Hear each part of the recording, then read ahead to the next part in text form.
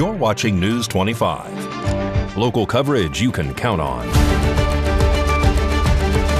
News 25 is brought to you by J.K. Nelson Law, voted Best of Las Vegas. Give them a call, 702-727-9900.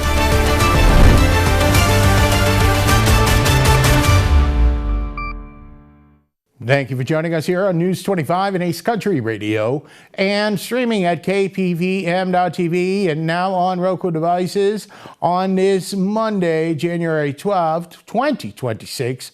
Good evening. I'm Chris Palermo. Here is what's happening. On Friday, January 9th, there was a gathering of those concerned about the treatment and continued awareness of the wild horses that roam the region. It was organized by the group Southwestern Wilds in Dry Creek Saloon in Pahrump, provided the venue. Haley Grabby has more in this report. On Friday, January 9th, Southwestern Wilds held a community meeting at Dry Creek Saloon to address growing concerns after 4 horses were struck by vehicles in just 1 week. Vicky, a representative from the organization, spoke to residents about the recent incidents and the dangers wild horses face on local roads. She explained how a lack of fencing, increased traffic, and limited visibility in rural areas all contribute to these collisions. News 25 had the honor of speaking with Vanessa Fernandez, Vicky Balint, and Renee Lee Jones. Hi everyone, it's Vanessa Fernandez along with Vicky Balint and Renee Jones with Southwestern Wilds. We want to give a big thank you to Dry Creek Saloon tonight for letting us host an amazing outcome for a really, really sad tragedy that occurred. We just want to say the packed house produced many great solutions, and I'll go ahead and hand it over to Vicky. I just want to reiterate a big thank you to all of our supporters out there and the need to be working together as a community. Our outreach efforts have proved to be extremely successful this evening. Like Vanessa said, some phenomenal ideas. We're so happy that we did have some of our elected officials here this evening as well that participated and are going to be working alongside of us and others. Thank you to those other sanctuaries and rescues that also have been supporting behind the scenes as we all work together to find the right solutions for these extremely challenging and devastating strikes that are occurring in our community. We have a ton of ideas, and the community came out in droves tonight to give us amazing ideas and research and offered help and volunteering and a lot of different things that we can do to collaborate with them. And we came up with another idea to implement a map with threads of different areas of town where you live on the south side, the north side, central, and what herds are in your community. And each individual came up with ideas that are different from like central versus north in our strike zone.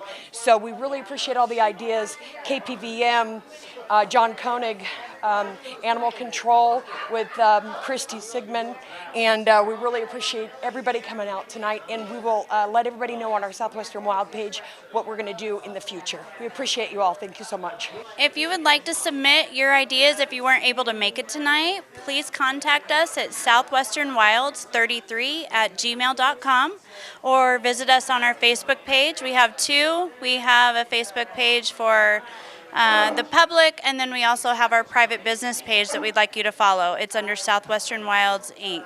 More news now. Bill AB 4 that was signed by Nevada Governor Joe Lombardo in the special state legislative session in November is now being enforced. This report has more on what it is and how some people could be banned from the Las Vegas Strip.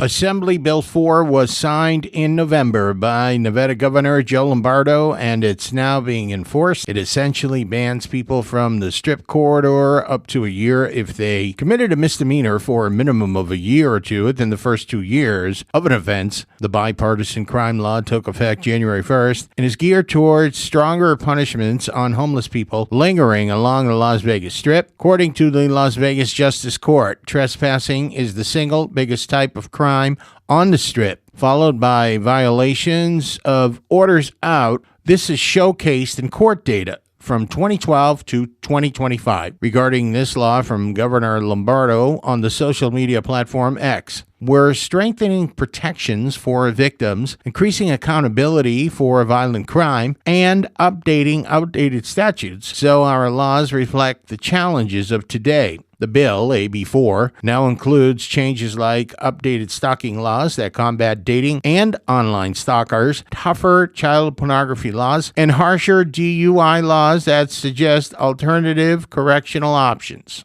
Well, the Las Vegas Metro recently utilized their state-of-the-art technology to help find a missing child in Las Vegas. Just about a week ago, a drone helped find a missing child in Las Vegas in the vicinity of Charleston Boulevard and Fort Apache Road. The first responder team from the Las Vegas Metropolitan Police Department deployed a drone, and it used a thermal imaging camera to scan the area while hovering above. Heat consistent with a small child was detected in a nearby backyard. An officer soon arrived on the scene. The child was found safe and was reunited with their family. And the major airline merger could soon reshape low-cost travel in the U.S. Allegiant Airlines says it's buying Sun Country Airlines in a deal worth $1.5 billion. Las Vegas-based Allegiant says it has agreed to buy fellow low-cost carrier Sun Country Airlines in a deal valued at $1.5 billion. Allegiant will acquire the Minneapolis-based airline using a mix of cash and stock while keeping its headquarters in Las Vegas. Together, the airlines would operate more than 650 routes, linking Minneapolis, St. Paul with Allegiant's mid-sized markets across the country. The deal would also expand Allegiant's reach internationally, with Sun Country's service to Mexico, Canada, and Central America. The merger still needs regulatory approval and is expected to close later this year. For now, passengers shouldn't notice any immediate changes to tickets, flight schedules, or the overall travel experience. After the deal closes, both airlines will continue to operate separately until Allegiant receives a single operating certificate from the FAA. Under the agreement, Allegiant shareholders would own about 67% of the combined company, with Sun Country shareholders holding the remaining 33%. Coming up in Sports with Mikey, a very nice acknowledgement for one of the team members of the Vegas Golden Knights. You're watching News 25.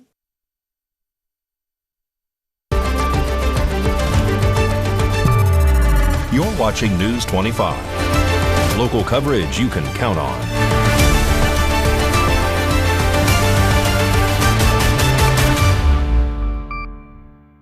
Welcome back to News 25. And thank you for listening on the Ace Country Radio Network. I'm Chris Palermo, Vegas Golden Knights center. Thomas Hertl has been named as the NHL's first star for the first full week of 2026. Mikey has that and more in sports.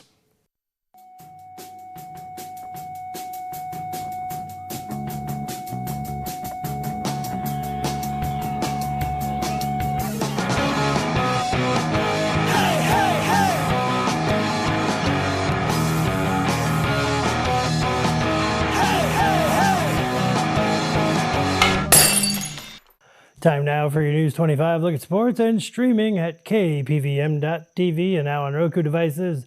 If you're a Sharks fan, you might want to look away, or at least squint. Tomas Hertl had 2 goals and 3 assists, basically doing everything but selling popcorn as the Vegas Golden Knights cruised past San Jose 7-2 Sunday night.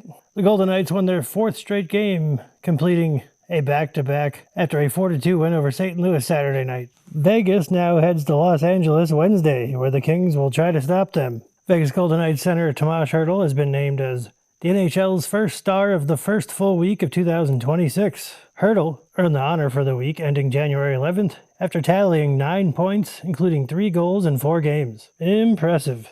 A youth baseball event created by Las Vegas locals is back for year 2, and this one stepping up to the plate. The baseball convention, founded by Major League Baseball pitcher and Bishop Gorman alum Taylor Cole and UNLV alum Taylor Novak, returns January 16th through the 19th. This year, it's more than just a convention. Organizers added a World Series-style tournament and a kickoff festival. Meanwhile, over in Raider Nation, the search for a new head coach continues, and the interview list is longer than a CVS receipt. The Raiders requested interviews with Vance Joseph, Clint Kubiak, Davis Webb, Matt Nagy, Kevin Stefanski, Jeff Halfley, Nate Shielhaz, Mike LaFleur, Chris Shula, and Irio Evero. At this point, if you've ever owned a whistle, the Raiders might call you next. And finally, Pro Valley Trojan boys basketball team is back in action on January 13th as they host Secta. JV tips off at 3:30.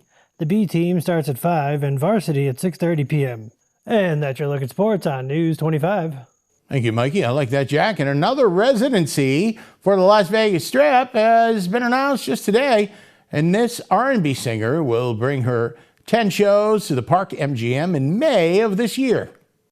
55-year-old Grammy Award-winning R&B singer Mary J. Blige announced today, Monday, January 12th, that she'll be performing in May in Las Vegas with her first ever residency. She has 10 dates scheduled so far, and shows will kick off May 1st, 2026 at Park MGM. The Let's Get It Crunk singer said in a press release, "I've been so excited to announce this Vegas residency. Creating a show like this has been something I've always wanted to do. It's a chance to get my fans together, different cities, states, and countries, to experience something together. My life, my story will be just that, with some surprises for my fans that have been there through it all. See you in May." All right, we're looking forward to those shows. Mattel is expanding the meaning of representation in the toy aisle with the release of its first autistic Barbie, designed to reflect the experiences of autistic individuals, created in collaboration with the Autistic Self-Advocacy Network. The doll features sensory considerate details and signals a growing push for inclusivity in children's toys. On Monday, toy giant Mattel introduced its first Barbie design to represent autism, the latest addition to its growing line of dolls celebrating differences and inclusion. The new doll joins previous releases that have represented Down syndrome, blindness, and many other conditions, all part of Mattel's effort to help more children see themselves reflected in their toys. Mattel says the autistic Barbie took more than 18 months to develop and was created in partnership with the Autistic Self-Advocacy Network, a nonprofit that promotes the rights and accurate representation of autistic people. The goal, the company says, is not to define autism with a single look, but to reflect many ways autistic individuals experience and navigate the world. According to NBC News, Noor Pervez with the advocacy group said autism doesn't look any one way, adding the team worked carefully to avoid suggesting there is just one version of autism. The doll's design includes subtle details meant to reflect real-world experiences. Its eyes are positioned slightly to the side, symbolizing how some autistic people may avoid direct eye contact. The arms show gentle hand movements representing stimming, a common form of sensory regulation or expression. Mattel also considered clothing preferences. Some autistic people prefer loose clothing to avoid irritating seams, while others prefer tighter fits for body awareness. The doll wears a soft A-line dress with short sleeves and a flowing skirt to reduce fabric-to-skin contact, along with flat shoes for comfort. Accessories include a pink fidget spinner clip, noise-canceling headphones, and a tablet inspired by communication devices used by some nonverbal individuals or those who have difficulty speaking. In a statement, Mattel's global head of dolls, Jamie, said, "Barbie has always strived to reflect the world kids see and the possibilities they imagine. We're proud to introduce our first autistic Barbie as part of that ongoing work." Coming up, a health report. And we've got some ideas on how you can unwind at night. You're watching News 25.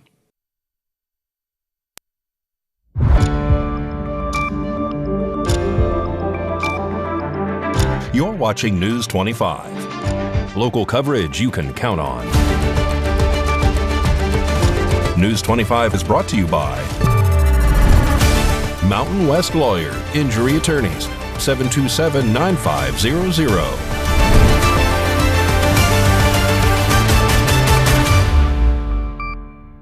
Welcome back to News 25. Thank you for listening to Ace Country Radio Network. I'm Chris Palermo. If you're looking for a relaxing way to unwind at night, you may want to consider picking up a grandma hobby like knitting, doing puzzles, or baking. They have grown in popularity, and for good reason.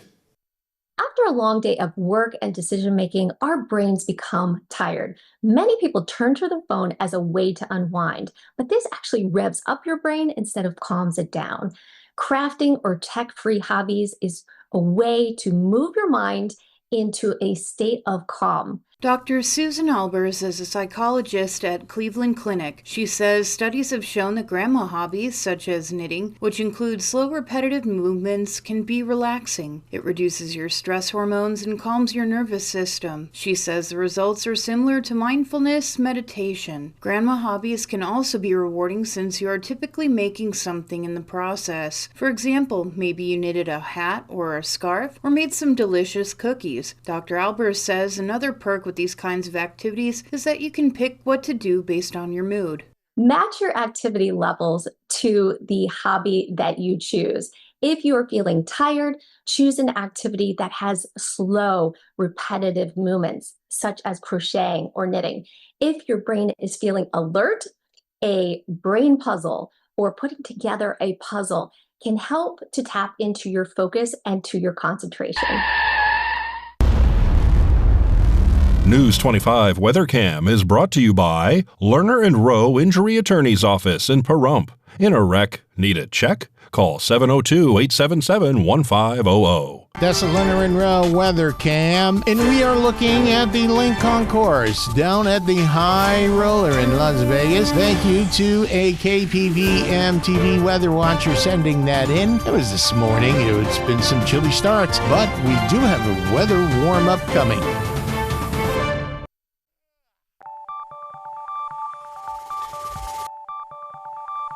Weather is sponsored by the Nevada Dairy Farmers and the Dairy Council of Nevada, sharing the love of all things dairy. Celebrate the best moments with milk. Milk the moment.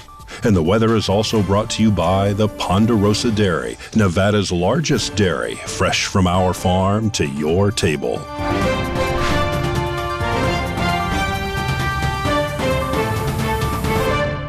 Welcome back to News 25. I'm Chris Palermo. This is your weather report from the anchor desk. It was 41 in Fernley.